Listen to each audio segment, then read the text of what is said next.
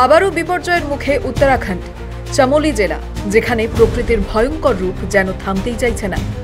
মাত্র ১.৫ সপ্তাহ আগেই হরপা বান আর মেঘ ভাঙা বৃষ্টিতে বিপর্যস্ত হয়েছিল ধারালি।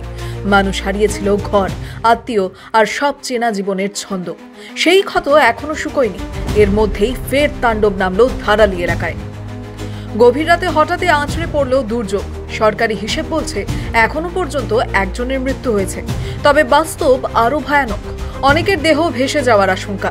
নিখোঁজ বলা হচ্ছে অন্তত ২ জনকে, তবে স্থানীয়দের আতঙ্ক বলছে সংখ্যাটা অনেক বেশি হতে পারে। জেলাশাসক সন্দীপ তিওয়ারি আশঙ্কা প্রকাশ করেছেন, থারালি গ্রামের অর্ধেকেরও বেশি এলাকা ধ্বংস হয়ে গিয়েছে। প্রাথমিক রিপোর্টেই উঠে এসেছে চরম ক্ষয়ক্ষতির ছবি। এ যেন প্রকৃতির রোষানলে পড়া এক শহর, যেখানে এখন শুধুই বাঁচার লড়াই চলছে। আবহাওয়া দফতর জানিয়েছে এই দুর্যোগ এখানেই থামবে না। চামোলি সহ গোটা জেলায় আগামী দিনগুলোতেও চলবে প্রবল বৃষ্টিপাত।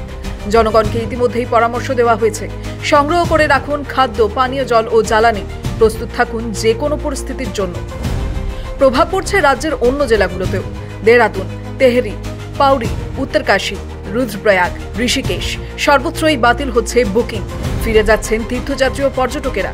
গত সপ্তাহের ধারালির দুর্যোগেই এখনও শতাধিক মানুষ নিখোঁজ। তাদের খোঁজ এখনও মেলেনি। উত্তরাখণ্ডের আকাশে এখন শুধুই কালো মেঘ। প্রকৃতির এই প্রতিশোধ থামবে কবে কেউ জানে না। Bureau report, the wall news.